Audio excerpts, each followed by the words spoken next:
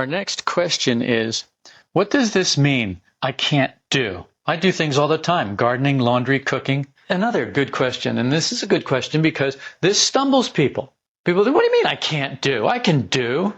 Well, what I mean by when I say that people can't do, I mean is we cannot do consistently. Of course we can do the gardening if nothing gets in our way. Of course we can do the cooking if nothing else happens to keep us from doing it.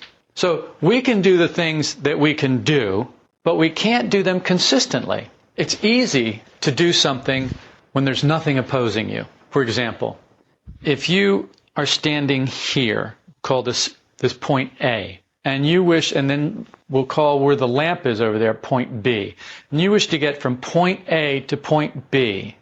Now suddenly you've got a problem because everything in between point A and point B is now an obstacle. It's something that can keep you from getting from point A to point B. You have to navigate around the chairs. You have to navigate through the people. You have to navigate.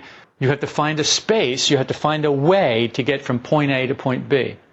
Whereas point B was just a lamp a little while ago. But it's when you set it as a goal, when you set it as an aim, is when you set it as something you wanted to get to.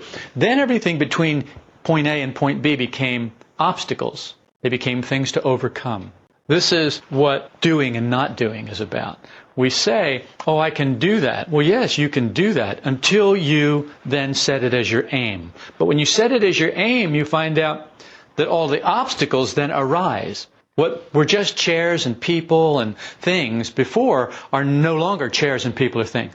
They're now things that are going to keep you from getting to your goal. When I say we can't do, what I mean is we haven't learned how to see second force. And second force is the force that resists us. It's what stops us from getting to our goal. And as soon as we set, you see, second force doesn't even appear until we set a goal. When we set an aim, when we make an aim, then second force begins to appear. But then when we step out to do something about that, then second force continues to appear. And with the same measure of valuation that we go at our aim, second force comes up with the same amount of resistance to keep us from getting to that aim. People don't calculate this. Because they don't calculate this, they imagine that they can do anything. People imagine that they can do all kinds of things. Well, we sent a man to the moon. Well, you didn't send a man to the moon. In fact, you didn't have anything to do with it.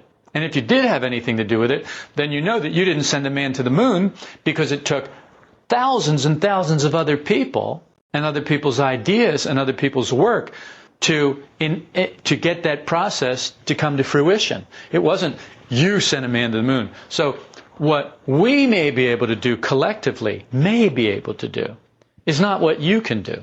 So yes, you can do the cooking, you can do the gardening, you can do the laundry, if nothing gets in your way. But if you get a phone call and you have to go rushing out and the laundry's done and the cooking's done, you turn everything off and you leave. You don't do the cooking. You don't do the laundry. You go and do whatever else came up that drew you away from it. And what I'm saying is that we can't set our will to do something because we are not one, we are many. Because that I that wants to do that is not always going to be there. And it's not always going to be there because some other I is going to come up by whatever in life calls up a new I. So the phone rings and it's for you, Bill. So Bill goes to the phone. So the I called Bill goes to the phone. But then Bill gets to the phone, and just as he picks up the phone to answer, Harry takes over. And so Harry answers the phone. Hello, Bill. This isn't Bill. This is Harry. Well, I called for Bill. Well, why'd you call? Well, you got the wrong number. And so already it's all confused, and you can't do because you are not there anymore. Something else in you has taken over. So the mother wants to do the laundry. The mother I wants to do the laundry. Okay, so the mother I starts to do the laundry. But then she gets a phone call from the neighbor. And the neighbor says, you know, it's blah, blah, blah o'clock, and you said you were going to be here to do this. But that I forgot all about that. That I that promised to be there and do that forgot all about that. So that I then drops everything that Mother I wants to do, the laundry, and goes running over to the neighbor's house to do what that I promised to do.